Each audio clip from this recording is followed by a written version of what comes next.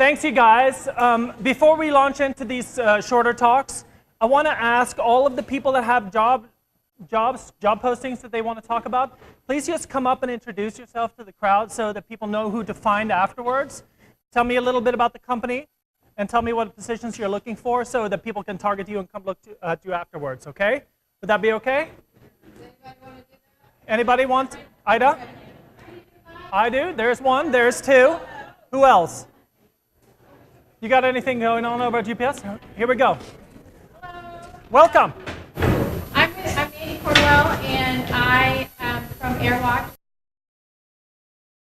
Our UX visual design team, and we are looking for a senior visual designer, and also contract visual designer. So before we start this short talks, we need to let the girl from GA come up here just a minute so she can say thank you. And I'll introduce her. What's her name? Her name?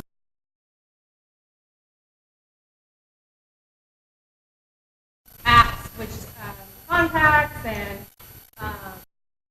email, content browser, and then also our administrative portal, console for administrators. So. Thank you. That was great. All right. Hey everybody, for those of you who don't know me, I'm Diane Facetta. I work for Cox Automotive. We are looking for three contract positions. One is a usability analyst that's working directly with me. We're also looking for 2 user experience architects or interaction designers, as we call them on the site, but they're basically the same. And they will be working on both employee-facing experiences for our auctions as well as customer-facing for our 3 digital web properties. If you have any questions about what we do at Cox Automotive, or you want to understand a little bit more about the position, I can take your card and refer you to the hiring managers for the interaction design ones. Or if you're interested in usability analysts, come see me. So Thanks. your talk like about 10 minutes. Hi everyone, I'm Ida Kenyon. Excuse me. I'm with State.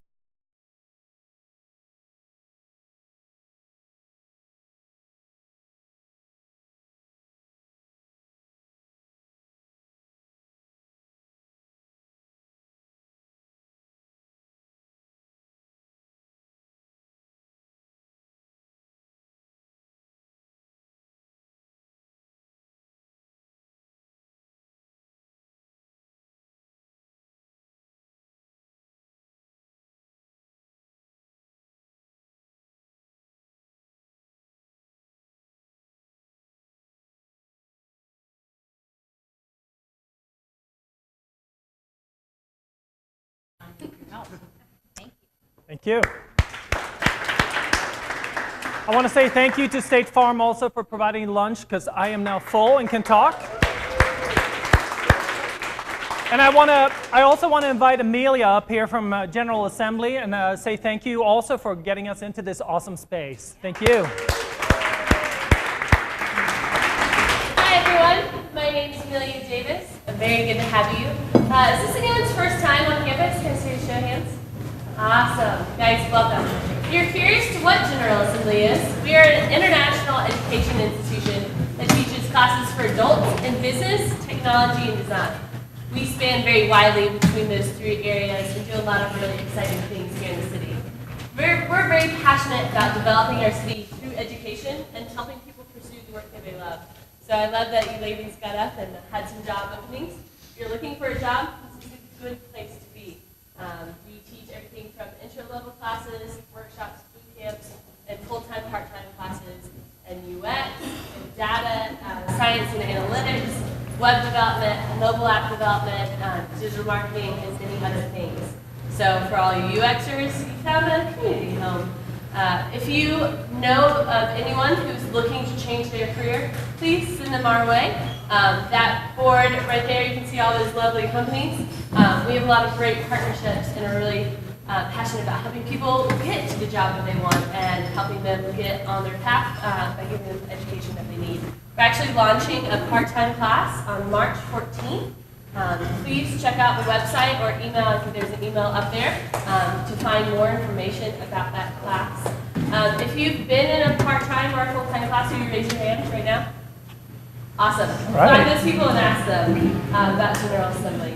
Guys, also, I run all the events and local marketing, so if you're part of an organization or a company here in Atlanta that would like to partner with General Assembly, maybe you have an idea for a great panel that would be beneficial to our community, please come talk to me. You can easily email me at atlanta@ga.co. That's atlanta@ga.co. I'd be more than happy to set that. Thank you. Yeah, absolutely. Thank you so much. One more thing. Sorry. There's an information architecture panel. Eric will be teaching in the next month, correct? So keep a lookout for that online. Our website is really the best resource to find what's going on campus and the classes you can take. So thank you again. Thank you. So with that, I want to invite Jasmine up on stage and to talk about building a case for empathy. Welcome, Jasmine. Thanks. So if you can bear with me, I don't have a clicker here, so I'm going to be doing a lot of this throughout the presentation. So with that, so my name's Jasmine. I am a qualitative researcher and interactive designer. I come to you most recently from the University of Michigan, where I was studying information science. So I recently became involved with IXDA, and I started this campaign called 29 Days of Empathy on Twitter. And so with that, we've been trying to explore what's going on with empathy in the industry. What does it mean? What are people doing to implement it in their businesses? And what's going on in Atlanta specifically around the question of empathy? So I invite you to follow on Twitter or, follow along with the conversation. So I just want a quick show of hands. I'll run down the list. What do you call people who use your product or service? Who uses customer? Okay, what about consumer? User? End user? People? Something else? Folks? Clients, okay. All right.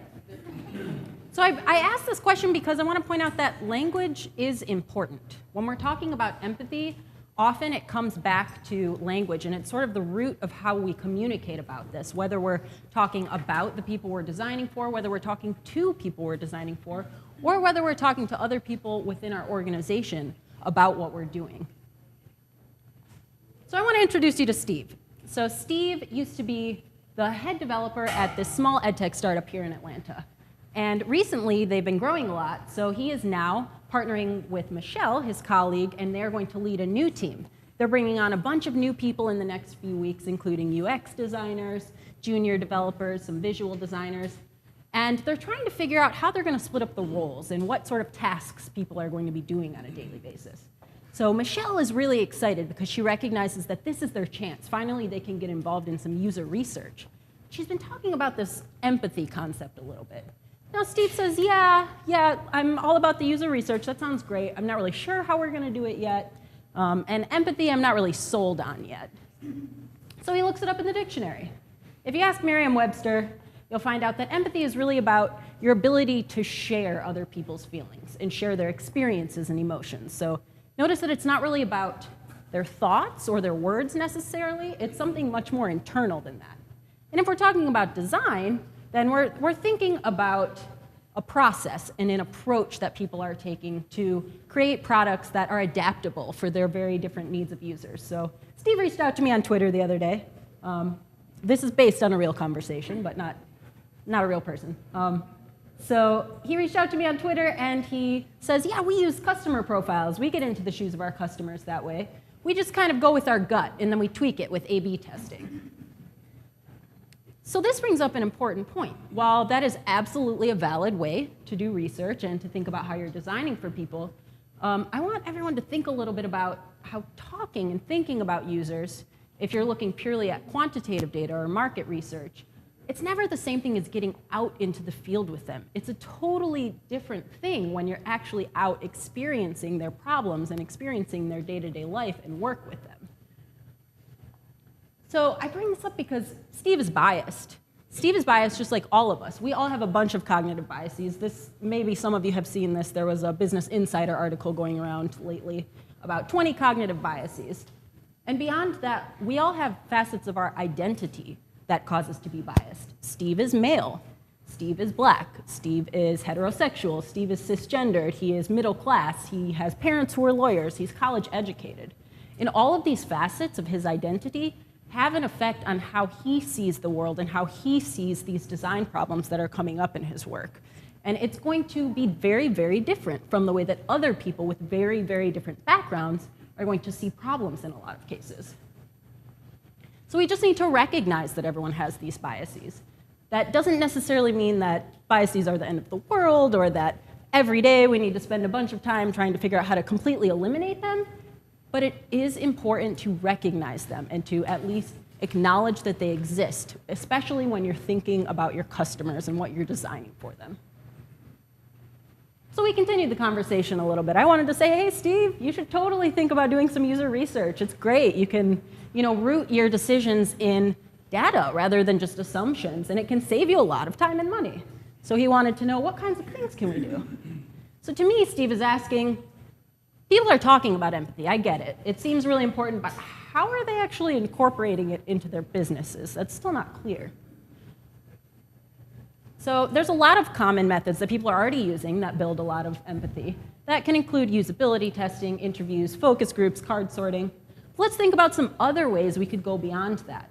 This is an example of I want to call it an enhanced interview. So I've done things in the past where I've sort of split interview sessions into two parts, where part of it is typical semi-structured interview style, and the other part is bringing in an actual artifact, whether that's a paper, prototype, or something else, and working through some tasks a little more usefully than a usability test, but really getting direct feedback from the end user. I can't stress enough how important observation is and getting out into the field with users. Now, this is obviously a bit of an extreme example in terms of the sort of resources and infrastructure that people are dealing with compared to some of the solutions that many of you may be designing. But it really illustrates the fact that sitting at a desk in a high-rise, looking at a computer screen, there's no way that you can properly empathize with groups that are out in the world living in totally different situations. Another way is to just get the stakeholders involved. This is an example of a social work organization that we were helping design a logo for, and part of the process was a small design jam where we were, playing with paper prototypes and showing them, hey, these are the ideas people have, but look what it would look like if you put it on a shirt or a hat. And it really gets people involved, and they enjoy it, and they feel like they have a say, like they have a voice in the process. This is another example. It's called cultural probes. So basically, you take a packet, and you stuff it with a bunch of stuff that you want people to fill out over a period of time, often 3-4 weeks or more. So you might include maps or questions or a notebook or a camera with specific instructions. Just another way you could think about doing it. Obviously, a lot of people have constraints, so I highly recommend thinking about guerrilla research at least, whether that's sticking things up in a public space or grabbing people on the street to ask them a single question. You can hold something like a design jam even at your office and get ideas from other people in your organization. And again, I can't stress enough how important doing at least some form of observation or shadowing can be to building empathy. It's really all about learning to listen and just giving your users a voice.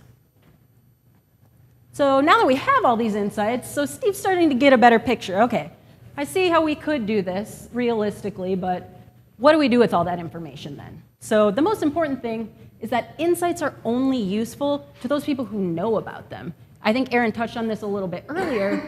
You can't build a culture around empathy unless everyone involved in making these products, whatever side they're coming from, unless they can really empathize with the users and know about what's going on.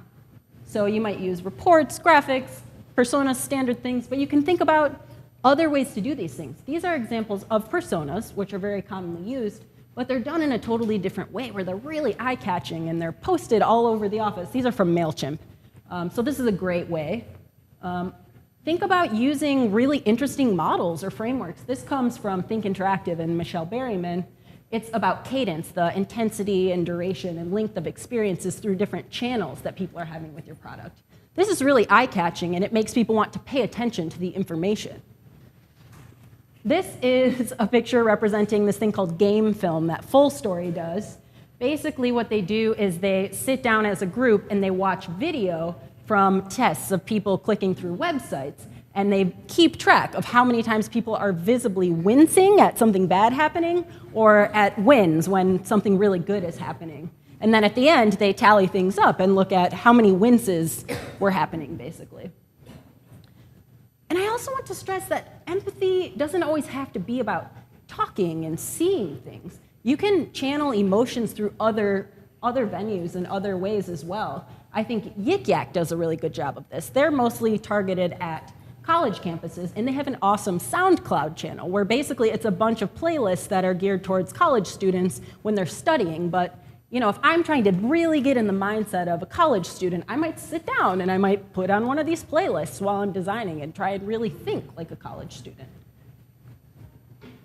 So what it comes down to is that people want your offering to adapt to them, not the other way around. I think nowadays we have so many options that it's so easy for people to just stop and move on to the next thing if what you've created for them just isn't addressing their needs in the right way. So if you can create a culture where everyone in your organization that's responsible for helping build these products has a really good sense of the problems you're solving and the people you're solving the problems for, then you really can create better solutions. So we have these keys. We have language is important. Again, it's just something you need to be intentional and thoughtful about. Talking and thinking about users is never the same as getting out into the field with them. I highly recommend doing some observations at any point that you can. Everyone has implicit biases. Again, we just need to recognize that. Learn to listen well and give people a voice. And people want your offering to adapt to them, not the other way around. So going back to Steve, Steve's come up with a plan now. So he says, you know what, I have some ideas. I think we can do this. So I want to start by saying, let's call people learners instead of customers. We're an ed tech company. Everyone that's using our product are students. That seems like a good way to start. We're going to make all of our team members shadow users, and then they're going to have to report back. We'll do some onboard training. Michelle, my partner, will talk to them about biases and listening well. And all of our team members are going to have to provide support. When we first roll out our new products when they get here, we're going to make them take customer support calls and talk to the customers to see what problems are out there. And we'll also make sure that knowledge and insights are going to be shared in a lot of ways. So go get them, Steve. So I'd love to continue this conversation. Again, you can find me on the internet, IXDA Atlanta. I also recommend checking them out. Yeah, so that's it. Yeah, and we have 5 minutes for questions.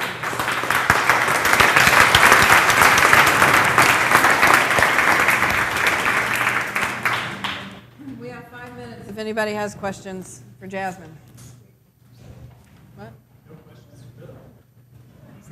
So I have a question. This guy. I was a little bit curious if you could go in depth with the Cultural probes, yeah. Could you go back to that slide? Is that possible? It's the last, it's with all the paper spread out. So cultural probes, it's a method you can use. It's back a couple more. That. So it's basically a method you can use. It's sort of like doing ethnographic work from afar. So basically what you do is you come up with a package of resources that you're going to send out to a group of people, your end users, and you can put a number of different things in there. So this picture, I'll just run through what's here. This is a series of different questions that are specifically related to the product we're looking at designing. This is a camera with specific prompts about things that people are encountering in their everyday lives that you're asking them to take pictures of, whether it's their desk at work or where they park their bike or what their office at home looks like. It sort of depends on what you're designing for. There's other things on here like a word cloud, like what words do you use to describe this particular thing? I have a family tree, I have a map of campus, we've got a little notebook where people can keep track of whatever things you want them to. So it's just sort of a way to send things out, and then you can either have people send them back all together after a few weeks or even a few months in some cases, or have them send them back as they fill them out. Sometimes people will use postcards, and they'll give people a packet of postcards, each with a specific question, and they'll just send them back as they fill them out. So it's just a way, like I said, it's kind of like doing ethnographic work from afar and letting the users themselves determine what they want you to know about these particular things. Anybody else? Thank you.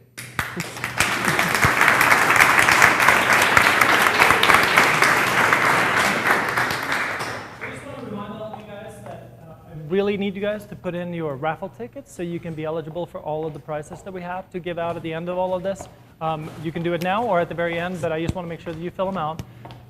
I don't want to keep it all, and I don't want to take it all home again. So there. Okay, So there you let's do go. it at the end.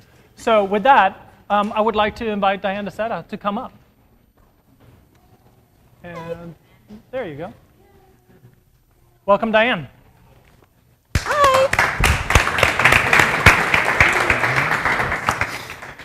Good afternoon, everybody. How do y'all feel? You feeling good? You feeling inspired? I think Aaron really rocked my world, sort of with how to use Evernote. I feel like I have not been using Evernote properly now. I don't know about you guys. So today, I wanted to kind of talk to you a little bit about IA-ing your career. And instead of showing you a slideshow and getting all creative, I decided to make this more of a narrative and get a little personal with you guys. Because my career has been a long, windy road. And for many of you, especially those of you who have come to General Assembly, you are in the process of re-architecting your life through a change in career.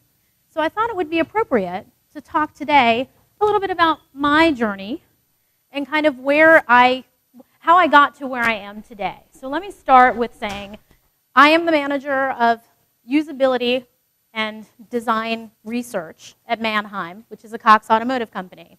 My journey to this position that I hold today, like I said, was a very long and windy road. And I had some steps along the way that I want to share with you that helped me figure out how to get to where I think I'm most happiest, where I find my joy and passion. So join me on this journey. I know I'm going to be rambling a little bit. But I'd appreciate if you want to interrupt me at any time, feel free to do so. I think of this more as a conversation and less of a talk. So let me start with the challenge. So for many of you who are in either a change in career or you may be currently in a career and you're feeling challenged, it's hard to get up in the morning. It's hard to go, God, do I have to sit through another Inception? Or what about another retrospective? You're feeling bored. I was feeling incredibly bored. I was feeling like I had been doing this for a long time and I couldn't find my inspiration. So I took this on and I thought, maybe I should just leave UX. Maybe I should just get out of this game. Maybe I should stop doing all the things that I loved to do in the beginning. I also felt a little beaten down at work. Work was really hard.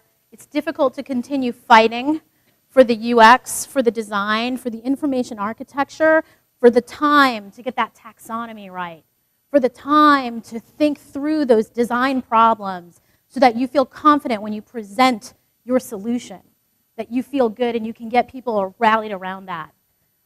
Agile really hit me hard when I started working in an Agile environment.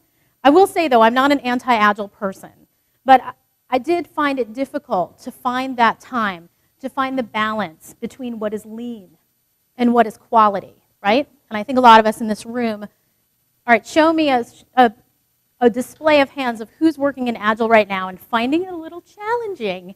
Anybody? Anybody? Oh, wow, so you guys are really good. Like, there's not a lot in this room. So that was a big eye-opener for me, the change in the technology process and how do we add the quality and the information architecture skills in. And I also felt a little crusty. I felt like, wow, I've been doing this for a long time. What do I do? So there was a point in time where I realized, you know what? I need to use my skills as an information architect, as a UX professional, to rethink my career. What kind of things and activities do I do every day when I problem solve and do that for myself instead of for my clients, instead of solving a design problem for an interface or a client? So I did a few of the things that you've actually seen here today.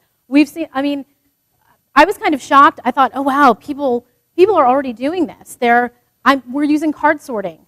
I did interviews. I interviewed my colleagues and talked to them about what my strengths and weaknesses were. My first task was to create a word cloud. I took a bunch of terms and said, what are those things that make me really happy about my job? What are those things that really suck, right? And how do I eliminate the suck list from my new list of what I'm going to do for my career? After I took that, I took some images, and I actually did something that in the design world, the visual design world, we do a lot. I made a visual map or sort of a chart of all the different things and journeys in my career that I wanted to make happen. So after I did that, I actually did some cultural probes using some techniques actually that we just saw to do that. So I reached down and interviewed, like I said, some of my colleagues throughout my career. I looked towards what I would consider to be my trusted network of people to find out, what do they think about how I approach my work? What's it like working with me? What do I think is going to work for me in the future? What are my strengths? What are my weaknesses? And I bounced some ideas off them. I also did some other things which were kind of strange, which was I basically pictured my life without UX and problem solving. Could I walk into an elevator without questioning the organization and structure of the buttons? Could I do that? Could I go into a grocery store and not go, wow, we could really improve this card swiper if, right? So I really took those things into consideration, and I made the list of things that would make me happy. The thing that made me the most happy, the solution for me, was actually interacting with people. When I talked to my colleagues, when I made my list, everything made sense when I looked at it holistically. When I put it together and designed my journey, it was all about being with customers, clients, users, people. I just wanted to be around people. I wanted to ask them questions. I wanted to get answers. I wanted to use those answers and do something with it, or share it with someone and have them do something with it. So my journey, although wild and kind of crazy, my journey really started with me figuring out a way to ask the right question. The one question I want you guys to consider taking away today is, what is my life like without problem solving? Because every single one of you in this room is a problem solver in some way, because you're here today, because you love information architecture, you love UX. Imagine your world without it and see what you come up with, especially if you're having a struggle with your career. Think about it. Try to do that elevator thing. Go into several elevators and try to see if you can not ask those questions. And what you come out with might be the answer to where you need to be. So try using information architecture techniques to reinvent yourself, to reinvent your career, or find more passion and inspiration in what you're doing. My final thought would be, reach out to be a mentor. Aspire to mentor someone else. If this is where you really want to be, if this is what you really want, if you love this, try to go out and find people that you want to network with, people that you want to ask questions and get answers from, but also that you want to share. You want to share something that you have, some passion about information architecture, some technique you learned at a conference. Do all those things and share and network with your community. And that's all I have for you today.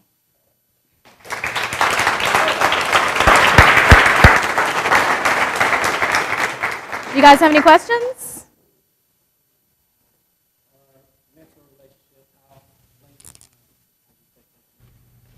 So the question was, for a mentorship relationship, as a mentee or as a mentor, how long should that relationship be? As long as you're finding value in it from both sides. It could be as short as a few weeks or as long as a few years.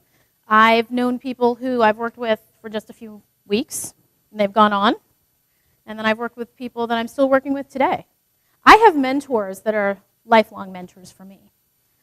They're in what I call my connected circle, my trusted network.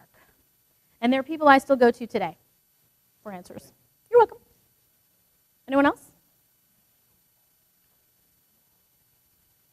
Why are you passionate about being a mentor? Well, I am a mentor, but thank you for asking. Why am I passionate about being a mentor? Because what motivates me, what makes me tick, what gets me excited to get up in the morning is to learn something new and share that with someone else. That's the reason. Thanks for the question. Anyone else? All right. Thanks for Well, your time you. today.